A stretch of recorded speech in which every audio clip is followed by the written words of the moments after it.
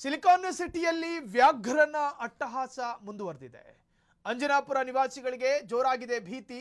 JP ನಗರ 9ನೇ ಫೇಸ್ನ Anjanapura BDA ಲೇಔಟ್ನಲ್ಲಿ ಚಿರತೆಯೊಂದು ಕಾಣಿಸಿಕೊಂಡಿದೆ.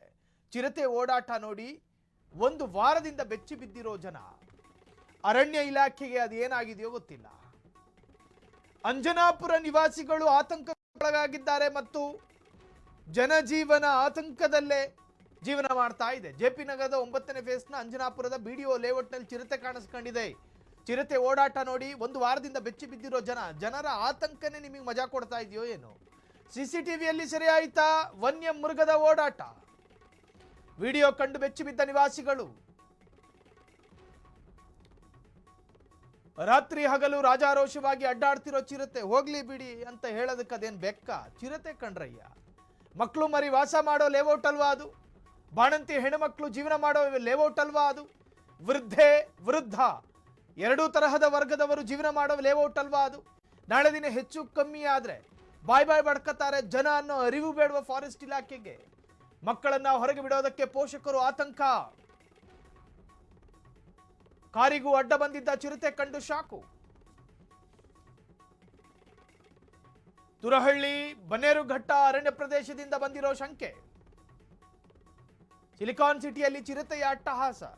ಸರಿ, ಚಿರತೆಯನ್ನ ಹೊಡಿಬಾರ್ದು, ಚಿರತೆಯ ಪ್ರಾಣಕ್ಕೇನು ಅಪಾಯ ತರಬಾರ್ದು, ಇವೆಲ್ಲ ರೂಲ್ಸ್ಗಳನ್ನ ಫಾಲೋ ಮಾಡ್ತೀವಿ.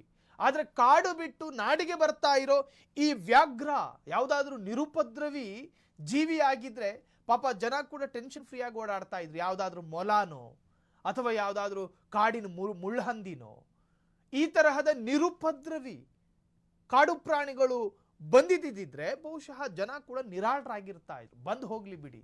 ಆದರೆ ವಂಶ ನಾಶದ ಅಂಚಿನಲ್ಲಿರುವ ಕಾಡು ಮೃಗಗಳ ಪೈಕಿ ವ್ಯಾಘ್ರ ಪಟ್ಟಿಯಲ್ಲಿರುವ ಚಿರತೆ ನರಮಾನವನ ಗಂಟ್ಲಿಗೆ ಬಾಯಾಕುತ್ತೆ. ಅದು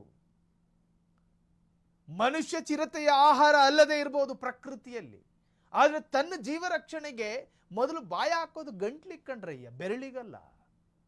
ಹಂಗಾಗಿ ಫಾರೆಸ್ಟ್ ಇಲಾಖೆಯ ಅಧಿಕಾರಿಗಳು ಬೀಡು ಬಿಡ್ಬೇಕಲ್ಲಿ ಆ ಲೇಔಟ್ನಲ್ಲಿ.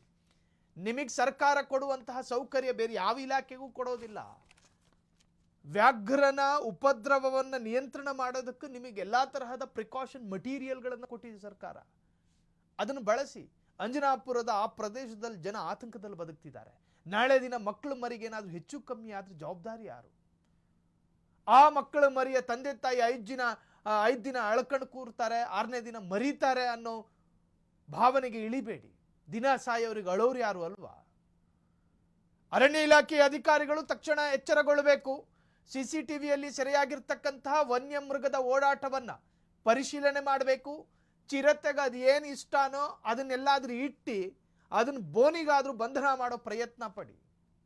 ರಾತ್ರಿ ಹಗಲು ರಾಜಾರೋಷವಾಗಿ ತಿರುಗಾಡ್ತಾ ಇದೆ. ಬರಗೆಟ್ಟು ಬಾಯಲ್ಲಿ ತಿರುಗಾಡ್ತಿರ್ಬೇಕಾದ್ರೆ ಕಣ್ಣಿಗೆ ಕಾಣವನು ಪಂಚಾಯಿತಿ ಪ್ರೆಸಿಡೆಂಟ್ ಅಂತ ನೋಡಲ್ಲ ಚಿರತೆ, ಗಂಟ್ಲಿಗೆ ಬಾಯಿ ಹಾಕುತ್ತೆ, ನೆನಪಿರ್ಲಿ. ಬೀದಿ ನಾಯಿಗಳ ಮೇಲೆ ದಾಳಿ ಮಾಡಿರೋ ಚಿರತೆ, ಮನೆಯಿಂದ ಹೊರ ಬರೋದಕ್ಕೆ ಹೆದರುತ್ತಿರೋ ಜನ. ಬೀದಿ ನಾಯಿಗಳು ಅಂದ್ರೆ ಚಿರತೆ ಪಾಲಿಗೆ ಒಂದು ಸ್ವಲ್ಪ ನೂಡಲ್ಸ್ ಇದ್ದಂಗೆ ಇಷ್ಟವಾದ ಪ್ರಿಯವಾದ ಭೋಜನ ಅದು. ಇನ್ನು ನಾಯಿನ ತಗೊಂಡೋದಂಗೆ ಮನುಷ್ಯರನ್ನ ತಗೋ ಹೋಗೋ ಮುನ್ನ ಅರಣ್ಯ ಇಲಾಖೆ ಎಚ್ಚರಗೊಳ್ಳಬೇಕು.